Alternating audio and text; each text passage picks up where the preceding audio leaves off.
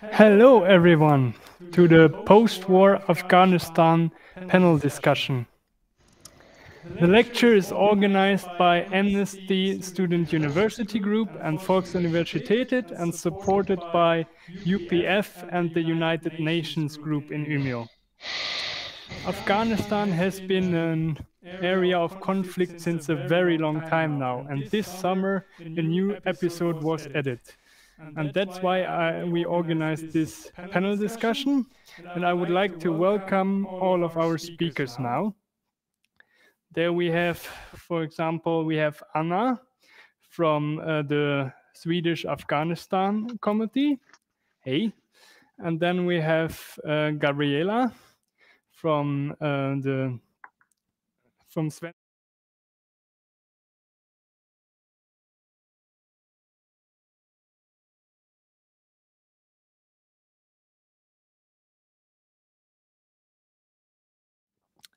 Yeah, and I would like to start with Anna to give a short introduction about what she thinks about Afghanistan.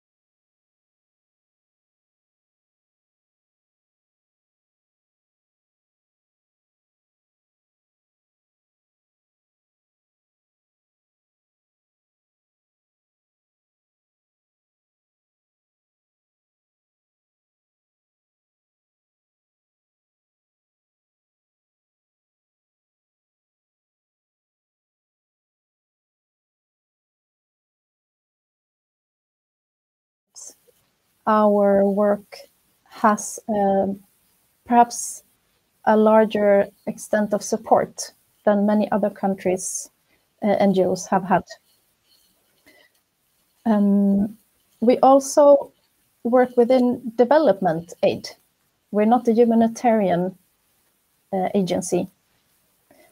And just to explain shortly the difference, because a lot of people confuse humanitarian work with development cooperation. Humanitarian work, which means, in short, when you stand in line every day or every week to receive your package of food, then you go home. To work with long-term development means that you have a job, you can go to school, then you go to the local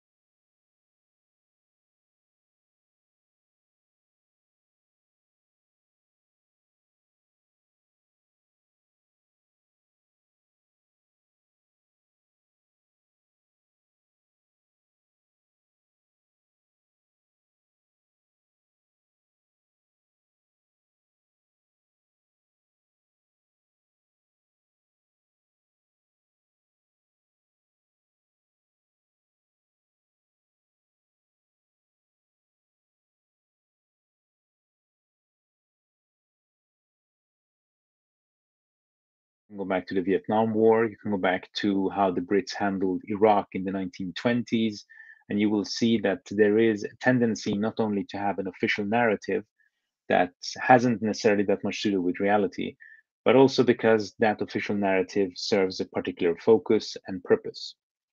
The point is, you want to build something and you want it to stand there after you've left. And the longer time goes, the more money it costs you, the more lives it costs you without you actually achieving much. And so at some point, leaving is more about making sure it doesn't fall apart as you are leaving. So at least you can pretend that what you built is going to last.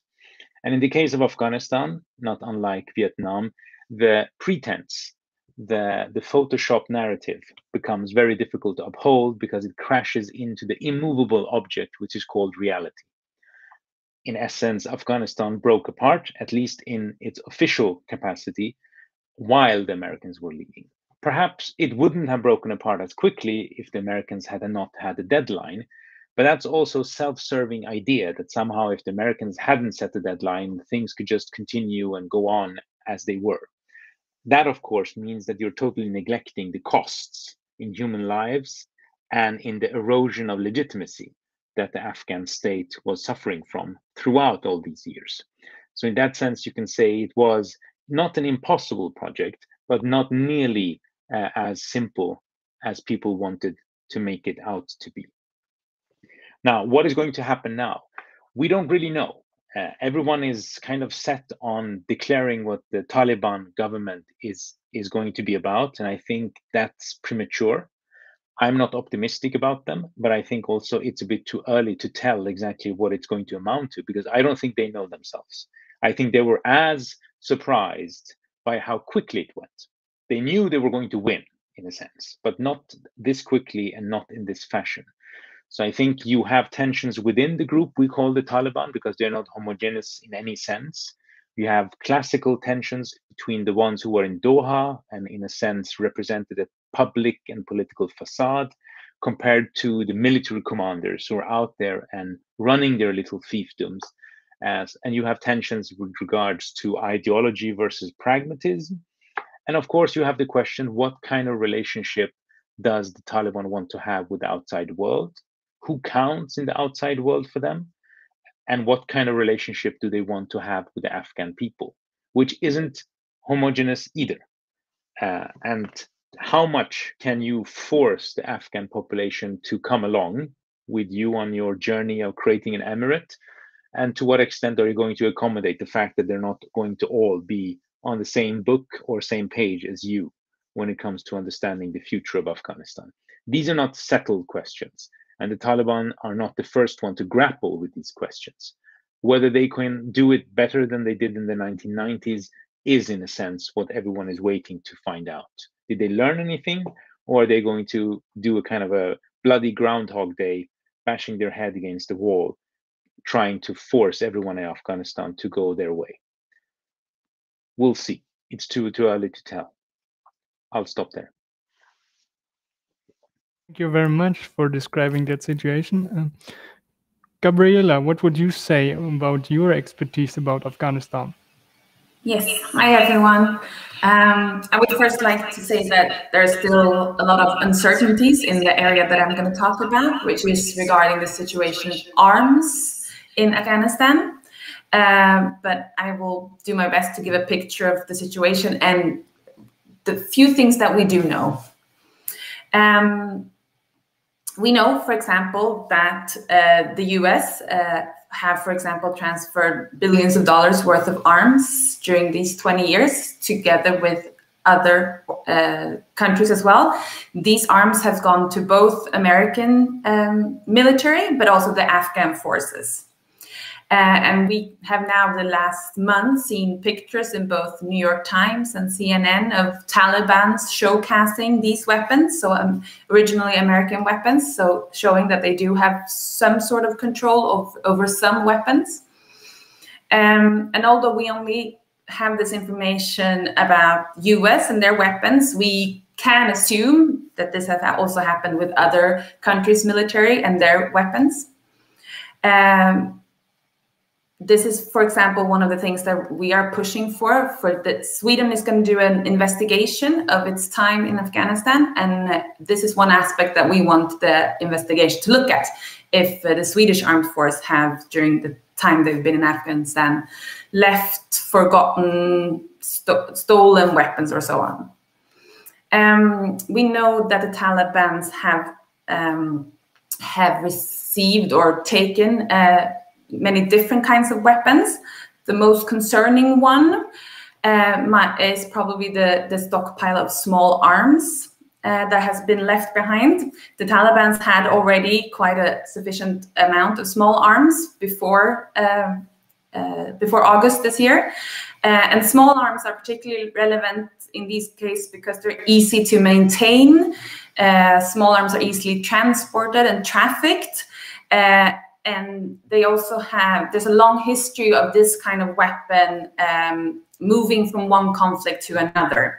But we also see that the Taliban have, since August, also acquired new types of weapons, armed vehicles, artillery pieces, which is weapons that they probably did not have before, and also other techniques like night vision devices and so on. We've seen them have control over aircrafts, although experts says that aircraft needs more maintenance, which the Taliban don't have today. Although there's the aspect of that other external partners might help with this. Maybe so Pakistan, for example, that we know have supported the Taliban's prior to this. And talking about Pakistan, another part that we want this Swedish investigation to look at is also Swedish arms trade to, for example, Pakistan. Sweden has not sold any weapons to Afghanistan or the Taliban, but they've sold for a long period of time to Pakistan different kinds of weapons, and we would like the investigation to include those that trade to see if it has in any way been transferred to Taliban, or it might possibly be transferred to Taliban, depending on how everything develops. And why we're mentioning this is also this is a factor we want to be included in this investigation. And it also shows that, Swedish, we see that weapons move from one place to another, and this would not be the first time that some weapons have gone astray. We've seen Swedish weapons, for example, end up in places where they were not supposed to be, for example, in Myanmar, Burma, and ISIS fighters in Iraq, and rebels in Syria have, for example, been seen with Swedish grenade launchers.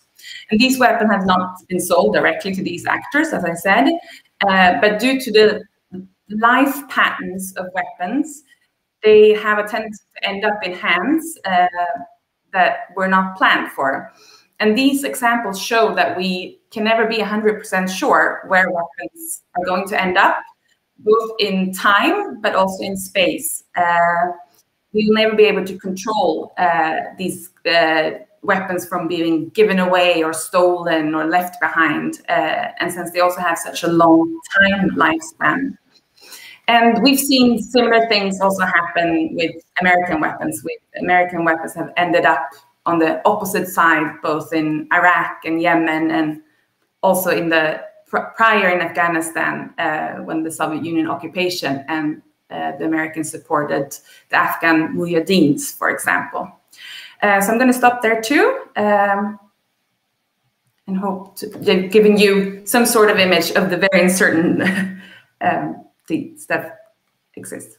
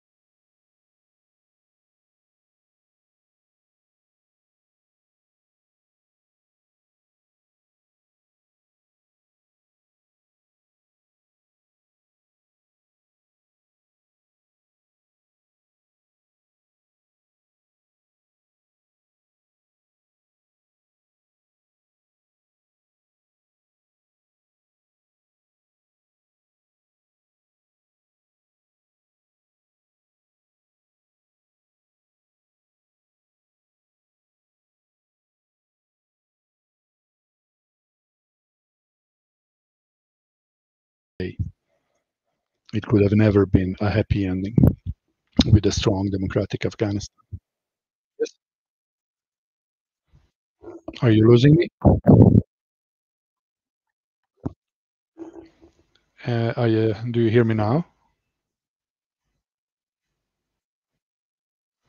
Okay, so restart.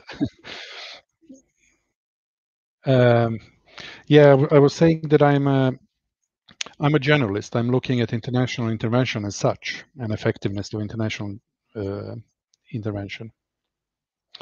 Case of Afghanistan is obviously a failure in that context, and one might say even an epic failure. And probably studies will be done for years to see exactly what failed and why. Pessimists in the field argue that it was doomed to fail from day one because democratization from outside cannot happen at all. And there are plenty of pessimists in the field who have looked at Afghanistan already years ago. Now in the debate, you see quite often that people are saying that this is a surprise, but not necessarily in the academic community amongst the peace and conflict researchers, because there have been people who have kind of noted that despite heavy investment, local institutions, the capacity of local institutions and some kind of true democracy, whatever you want to put into that word, wasn't taking hold. The way I look at these failures in Afghanistan is I fall back on a work of Jarstad and Sisk, defining 4 dilemmas of international intervention, where the first dilemma is who to include and who to exclude. And in this case, it's obvious that Americans or the international intervention didn't manage the Taliban properly. For 20 years, they never managed to include them in a meaningful way in Afghanistan's political life, but they didn't manage to destroy them either. So question of exclusion and exclusion was obviously a failure, looking in the rear view mirror, of course. The second question is winning the hearts and minds, gaining popular support. How elitist do you want this project to be? And even in that sense, I'm sure there will be evaluations in the coming years showing how international intervention failed to create broad support for a new post-Taliban Afghanistan. Rather, the system was perceived as being corrupt for the most part. The third dilemma is the dilemma of time. How long do you stay? And here is quite obvious that criticism is hailing from left and right, that the timing of ending the operation in Afghanistan was wrong. And it wasn't done in an orderly fashion. And we can see that quite obviously. And at the end, the question is also of depth of intervention. How much do you intervene? How deep do you go? In that sense as well, Afghanistan must be considered a failure. So looking back briefly, just to utilizing this simple model of 4 standard dilemmas of international intervention, it's quite easy to see that the international intervention in Afghanistan failed on all counts. But I'm sure those topics will be discussed quite a lot in years ahead. Now, where we are now, it's a very difficult situation, of course, because Taliban have almost full control of the entire territory, and what we can expect, and we are already seeing in the media reporting from Afghanistan, is mostly about human rights violations, about the rights of women and girls, about the rights of minorities, human rights violations against minorities, and also about heroin trade, about arms, all these things that are kind of opening for a really horrible years ahead. Officially, Taliban are sending out a mixed message, you could say, because the rhetoric seems to have changed in comparison to 20 years ago. However, some indications from the ground show that reality does not match the rhetoric. Human rights violations are already happening and are most likely to continue. So looking to the difficult question, the future, what happens now? there are some trends, and even though it's, as a couple of my colleagues said, way too soon to say something definite, there are some indications that things are moving in different directions. What the international community is most afraid of course, is re-emergence of Al-Qaeda and international terrorism. And for that reason, there is a strong push in the US right now that US needs to change its relation with the Taliban. And there's even talk of possible venues of cooperation with the Taliban, which, considering history, seems really weird, but in the debate you can track some of those voices. One other thing happening right now is entrance on the stage of China, which might open for some developments that we are perhaps from the Western side, from the Western international community side, not really understand fully where that might lead at this time. But it is obvious that China is making some moves towards Afghanistan, and in recent speeches by Chinese leaders, Afghanistan was mentioned, and future cooperation. So that is an interesting development. But what can I just conclude with a sentence or two? And the final thing that I'm interested in is where we will most likely end up in is some difficult ethical and moral dilemmas for Western international aid organizations and NGOs and governments, because the way the situation is looking for the future of Afghanistan, we will either need to withdraw or to learn to live with a number of different things that are, generally speaking, not acceptable, like human rights violations of different sorts. And that, I think, is one interesting question that we might also touch upon in the coming discussion, how the Western world will now position itself towards against Afghanistan with Taliban in power. I can conclude there. Thank you. I would start now with two rounds of prepared questions we got in advance, so the speakers are prepared of these questions. But when you have, during the event, any other questions, just write them in the YouTube comments. We will get them here on stage, and then I will see how much time we have in the end to ask a couple of those questions as well. So I would start again with Anna and the first question. How is the work of the NGO changed in Afghanistan since the Taliban took over the power?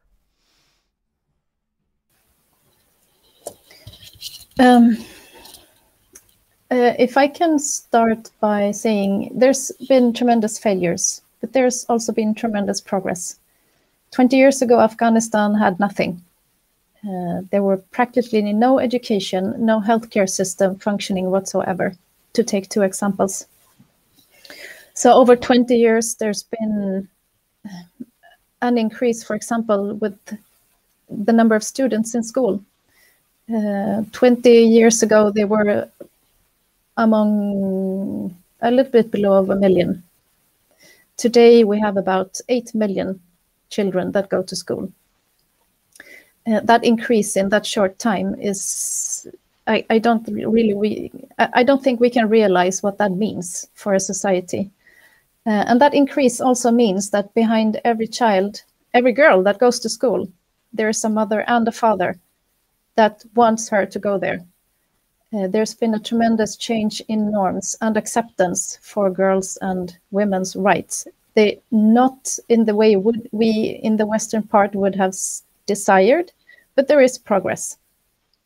It's important not to forget that. So, answering your question, how has, for example, our work changed? Not that much. Practically from day one, when Taliban took over, we were encouraged to keep going to work, to keep our clinics and schools open, because they know they don't have the capacity to run them themselves. Of course, a lot of our and others, female staff, were hesitant to go to work in the beginning. So some people worked from home or from the office, but gradually people both men and women have returned either to office or to the field work. Of course, there are a lot of challenges that we need to solve. The largest one right now is immediately after the Taliban took power, several governments, including our own, said we're not giving a single cent to the Taliban. Understandably, the reaction, because nobody wants to support them. But that meant that there hasn't been money entering the country for, what is it now, 6 or 7 weeks. The road to poverty is running at a very high speed. People don't have food to provide for their families. A lot of ourselves, we are in debt to our colleagues. We haven't been able to pay salaries properly for 1 to 2 months. So we are struggling just to keep our work open. Like the side effect of Taliban taking over is that we have no money to run our programs. We're caught in the middle of big politics, to be short in the complexity and describing what we face. So another change that has happened is, of course, a lot of people feeling the war is over. Several families, a lot of people are for the first time feeling that there is peace in the country, but instead we have no food on the table. So it's still a very, very complex and hard situation for us, but most of all for the population in Afghanistan. Soon winter is coming. It's going to be very, very cold. About 3.5 million of the population in Afghanistan are internally displaced. And if that was the situation here in Sweden, it would mean that 1 million of Swedish citizens would be internally displaced. It's 10% of the population. I think I can go on for a long time about how we have to change our work, but in general, we're slowly coming back to business as usual. But as long as international transactions and funds are blocked, we are also facing a lot of trouble.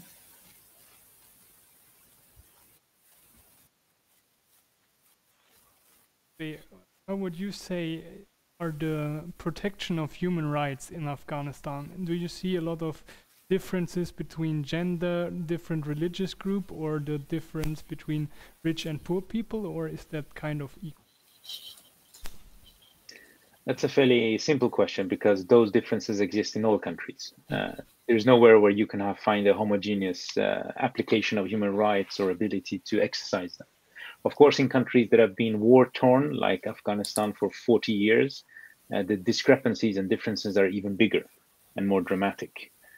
Women are, of course, the largest group. They're not a minority, but they are the largest single group, if you want to cut and slice and dice the population along those lines, who are in jeopardy of ending up in even worse situations than we were before. As Anna has already mentioned, in their work, you can say that things have improved in the last 20 years to some degree. If nothing else, society has changed, so the expectations and the ability and the willingness of men to, in a sense, give space to women has increased. It's not what we would in Sweden necessarily call equality, but it is a huge difference to if you go back to the 1980s or 1990s. Some of that is probably going to be lost now, because no matter how much the Taliban change, they are not going to be as tolerant as the previous government. I at least don't see that in the near future as being probable.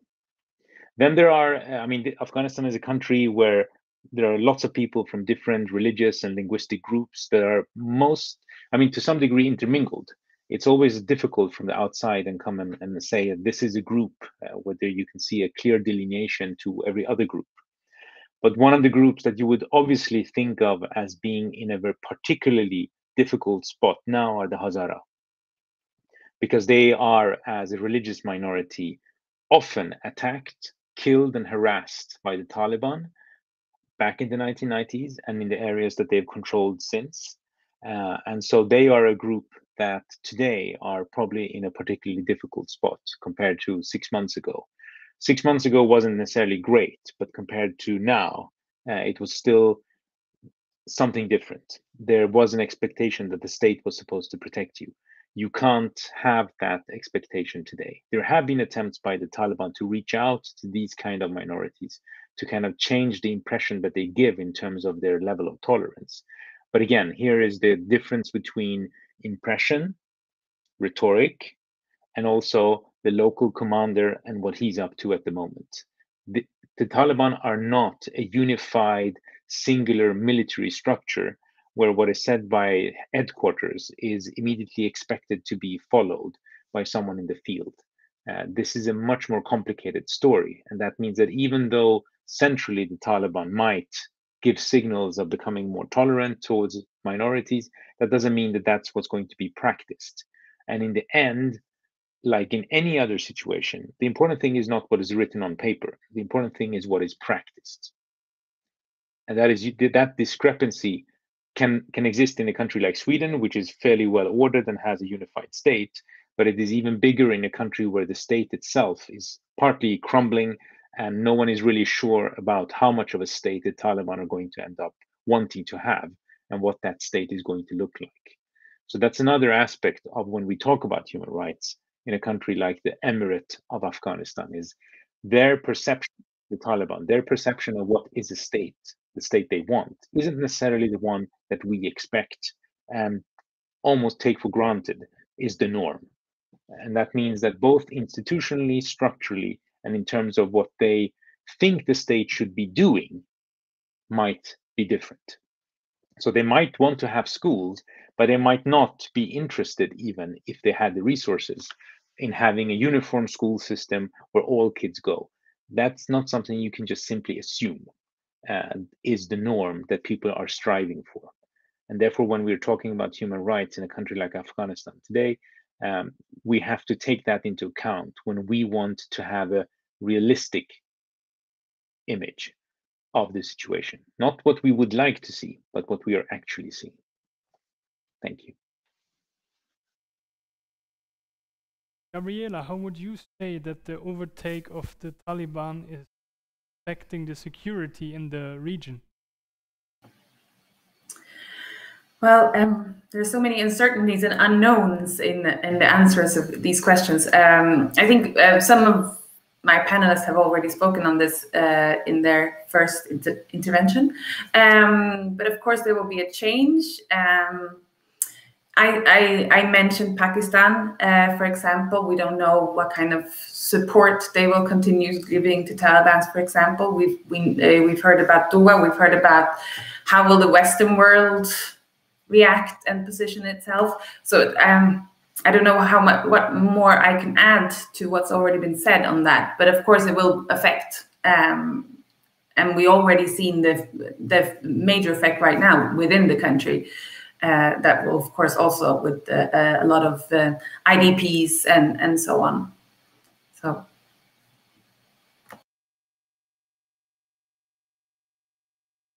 Quite fresh. But yeah, Dzenan, you were saying already that this case of Afghanistan has an effect on Western state and the NATO. So what would you say can the NATO and Western states learn in terms of nation building from the case of Afghanistan? Well, we are learning a lot, but we have learned from previous cases of failures of this sort. It is obvious in a sense that democracy cannot be implanted somewhere if there is no ground to welcome it, so to speak. The hope in Afghanistan was that the local capacity will grow faster and become stronger. But we do have other cases that are similar in that sense. Rather than local capacity growing to an extent to be self-sustainable, You have quite a lot of corruption, quite a lot of new conflicts, and unstable governments that kind of draw international intervention even deeper over time. So this happened in Afghanistan, where Americans originally intended to stay in Afghanistan for a very short time, which was obviously not possible. Instead, they got drawn into a much longer intervention. But these lessons we already know. All that said, I myself am not a pessimist necessarily in this context, because we do have successful cases as well. Where international intervention successfully helped democratic forces in a nation and created a situation that was somewhat democratic at least and stable. So what were then the issues of, particularly in Afghanistan, that made that impossible? Of course, we could spend the entire evening. Afghanistan is a very specific place, and as my previous speaker was already talking, it is quite, there are plenty of different groups, plenty of different ethnicities, the clan structure and whatnot, the history of Afghanistan. There are plenty of things that were specific here that maybe made it difficult, particularly complex and complicated. But the lessons from Afghanistan, in my view, shouldn't be that this is impossible, that Western world and NATO and international superpowers should refrain from building peace. There are situations where intervention is necessary and productive.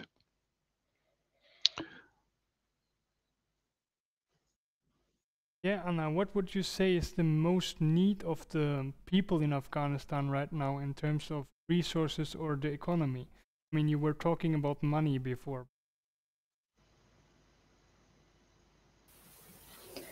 Yes, even before the Taliban took power, just to give two examples, there are many, risk of getting stuck in a lot of numbers and statistics. But to give two examples, about 18 million of the population was in need of humanitarian assistance. The total population is around 38 million people. Every second child below the age of 5 was in need of treatment for acute malnutrition. And that was before the Taliban took power and the international community decided to freeze all economic support. So yes, that is one thing. We need to get money into the country again, because as I said in my previous intervention, for example, winter is coming and there are no proper housing available. There is a need for water, etc., and food, of course. But in taking another example, of course, what lies very close to our hearts is the right to education. It needs to continue. And one thing that actually has affected us since Taliban took power is the right for a girl in upper secondary classes and high school to go to school. They have been told to stay at home while they figure out proper dress codes and policies. The Taliban figure out proper dress codes and policies, etc. That is a great risk of a whole group of young women and girls missing their opportunity to apply for university next year or to finalize their grade 7 to 9. So that is something that is really needed as well, to open the whole education system again for everyone.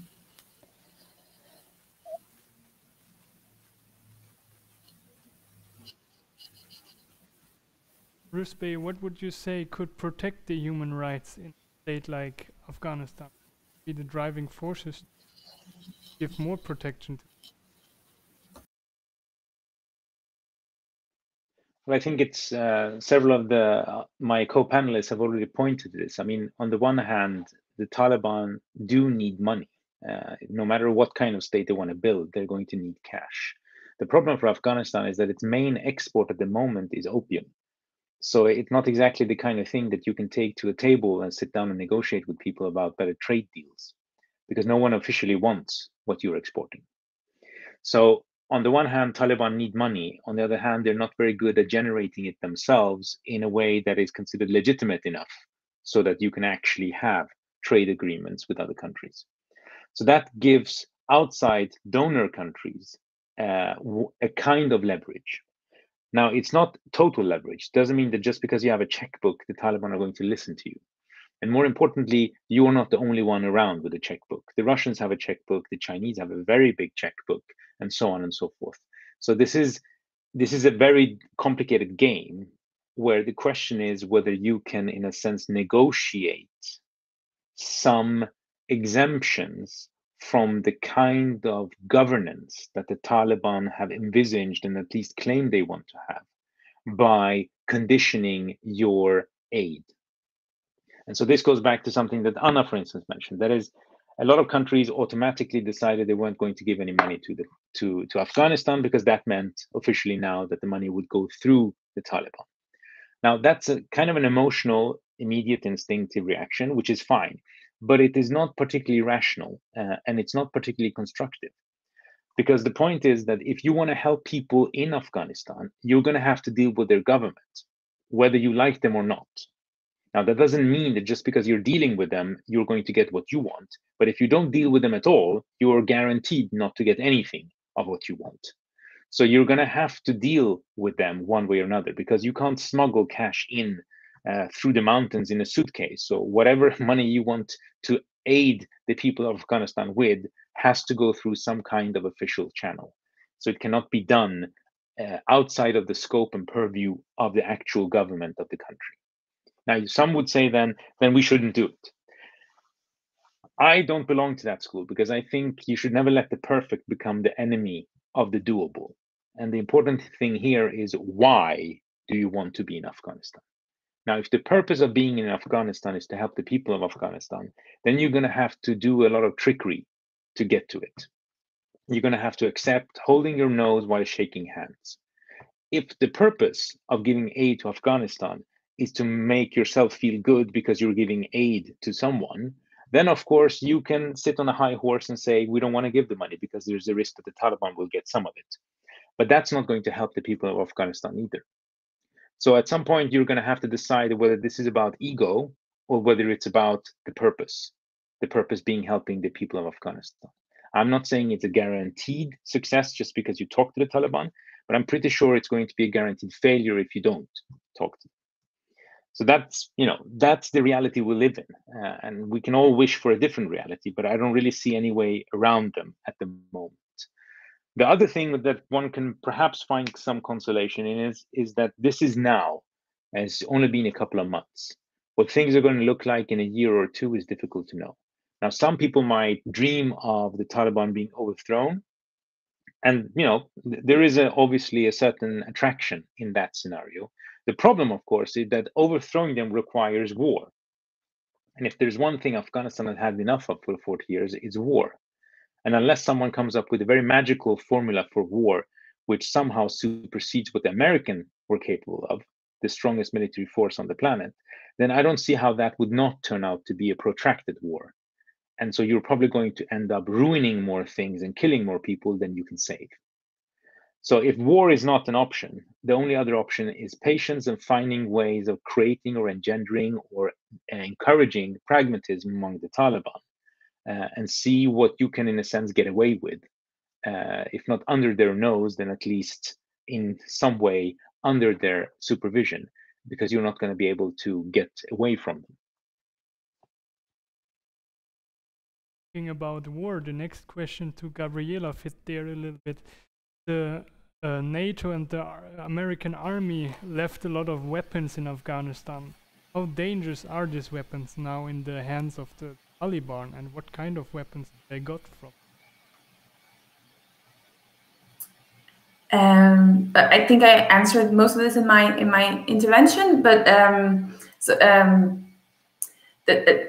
you read the question again? I'm sorry. Again, the Afghan army was equipped from the Western states. Those weapons are now in the hands of the Taliban. And are those weapons now a threat for the Western states? And how well equipped are the Taliban now? Yeah. Well, how well equipped the Taliban are, I think I mentioned in my intervention. I mean, the weapons that I've talked about and the weapons in Afghanistan are right now a threat to the people that live in Afghanistan. Those are the ones that we should be mostly concerned with when it comes to these weapons that I've mentioned. Of course, terror attacks in Afghanistan may be in nearby countries, but it's very not likely that these weapons will be transported for a terror attack in the Western world. Most terror attack that happens in the Western world, the weapons or the means of the terror attack has been taken from within that region. So I don't think that these weapons will be used in terror attacks in the Western world. With that said, I mean, they are currently being used against the civil population in Afghanistan, and that's the main concern. Thank you. Thank you very much. Yeah, Dzenan, you talked about it before, but they were trying to build now a state for like 10 years, and it was failing in 3 weeks. What are the explanation for that? That not including the Taliban, but what are the other figures? There are plenty of different reasons, and I mentioned a few in my introduction there. As I said, I could repeat a bit more or dig deeper. The problem was basically that the international community were throwing money at the problem and waiting and trying to rebuild or trying to build institutions maybe in our image. That's kind of what's commonly done in post-conflict society, almost a transplant of the institutional setting from the West, and quite often you see that not functioning, and we've seen that not functioning in Afghanistan. And because it became such a long-term operation, what ended up happening is corruption instead, and that's kind of well captured and well explained. So people were surprised that it took so short time after the Americans left, the Taliban took over so easily. People were largely not expecting the Taliban to take over the country in a matter of days or weeks, even though many have expected that the Taliban would make some moves. But that it's explainable by basic rationality, if you will. The expectation in Afghanistan was the Taliban are going to win sooner or later. So there seems to have been a rationality that in that case allow them to win sooner, with hoping that will kind of limit the bloodbath that would happen in case of Taliban overtake. So that's kind of the logic, the explanation there. However, I would like to use the opportunity and just to come back to what was said minutes ago, looking into the future, how to deal with the Taliban now. And I must say I agree fully. I'm also very scared of a scenario of a Western isolation, if you will, isolationist politics, leave Afghanistan on its own. Taliban are horrible. We don't want to deal with them, and stop the money flows and stop the aid and stop everything. First of all, it will open up for a horrible Afghanistan for decades, maybe centuries to come. But second of all, I'm also thinking about there are tools to be utilized even in situations like this. We've had plenty of NGOs, for example, functioning in Myanmar, a country that is not democratic and not necessarily on a path to democracy either. But different NGOs and different states have found a way to work with the people and to help the people. And that's something that it's now in literature more and more discussed in terms of illiberal peace building, everyday peace building, where the idea is to help the people and be pragmatic and practical in helping the people, hoping that it will eventually lead to some kind of systemic changes. That scenario is in my view, open for future of Afghanistan.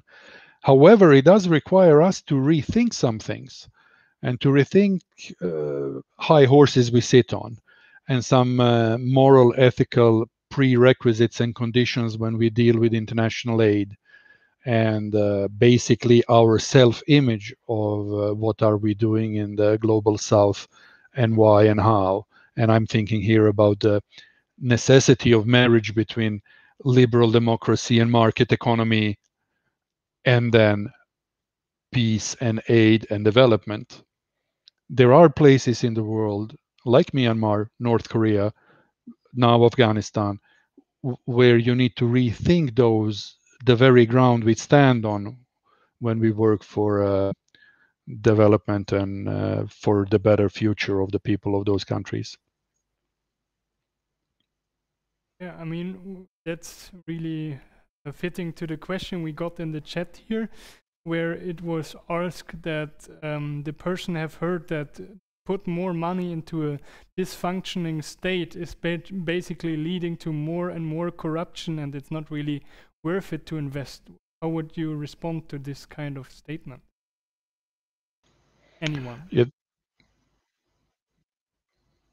I can continue my reasoning just for a second, and that is, you don't put it into the government necessarily, but as I said, there are ways, there are methodologies in modern peace building, for example, where you work on a community level and you work helping the people directly in their everyday lives, hoping that will lead to a systemic change rather than pushing money to the state institutions and to the governments to the extent that's possible, to the extent that's welcome. I could just a short another way of answering that question, just to educate ourselves. For example, our healthcare system that we run in one province, up until the Taliban took power, the funds came from the World Bank through the Ministry of Public Health, which means that there is a way for the World Bank to control where the money goes, and then we know how much we receive. A very short answer, but it's not like money given to corrupt states are totally uncontrolled. And another portion of development aid is given directly to, for example, organizations such as ours, without going through the state or through UN agencies. So yes, there are ways of controlling and channeling funds without necessarily involving the government. But what would happen if that continues to be the case? The Taliban won't be happy. They will start pressuring organizations like ours and everyone else that tries to work in the country. So yes, there is a need for pragmatism, of course, but also a willingness to be creative, to find a solution of how to continue to support the development of the country. If I could, sorry. No, I just want to chime in on the kind of the more principle level of what kind of lessons we can learn from this. I think one of the things that this shows is that it's not always about the money. I mean, if you look at the amount of money invested in Afghanistan, I mean, most of it was for military means, but nonetheless, I think it shows that there is a very sensitive and fragile relationship between governance, legitimacy, and democracy. And people think that if you can just have elections, you kind of fix the legitimacy bit. And then those who have been elected are answerable to the people, and they will then deal with governance. But that's not how it works. And more importantly, you can have elections, and then you get people who suck at governance. And what they do is that they totally delegitimize the idea of democracy. And I mean, that is one of the reasons why Afghanistan ended up where it did, is that people did not see this state, no matter how many elections you were to have, this state as benefiting them at all. And in any case, it was corrupt. So you need to also rethink a bit about what does it mean to intervene when you go beyond the pure military aspect of it. How do you build something that is Afghan in this case.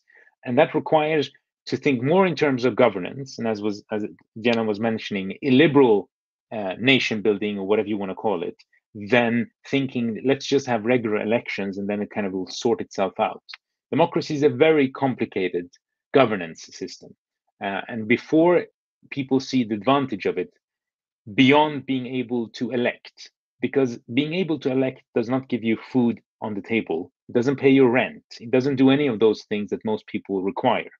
So you need to fix that other bit, otherwise you have not only failed at making sure people can survive literally by having food on the table, you've also delegitimized another aspect of good governance in the long run, which is democracy.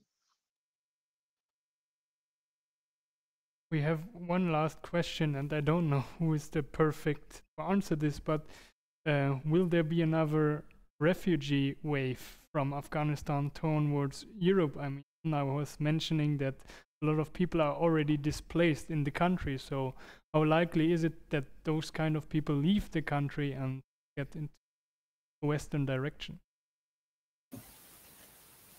I can start. In the US, they are terribly afraid of terror attacks. Europe is terribly afraid of migration.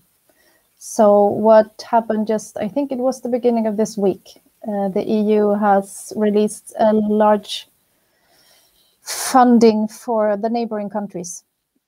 I believe politics and policies currently will be aiming at keeping migration flows in the region. I feel it quite unlikely. It's quite unlikely that we see the same migration pattern as we did in 2015-16. And the majority won't even be able to leave the country. It's a very small minority that have the money to pay for a smuggler or buy a flight ticket out of the country to Islamabad or Peshawar. So I don't think there will be the same scenario as 5-6 years ago. If I could just add, I mean, not only is it that Europe doesn't want these refugees, as Anna mentioned, Pakistan and Iran doesn't want them either. So, I mean, one of the things the EU is trying to do now is basically, if you want to be a bit mean, they're trying to bribe these countries to take on these people, but not let them move on. And we'll see whether these countries can be convinced to do that for economic compensation, but they're in any case not going to let them into their own countries in the way that they have historically.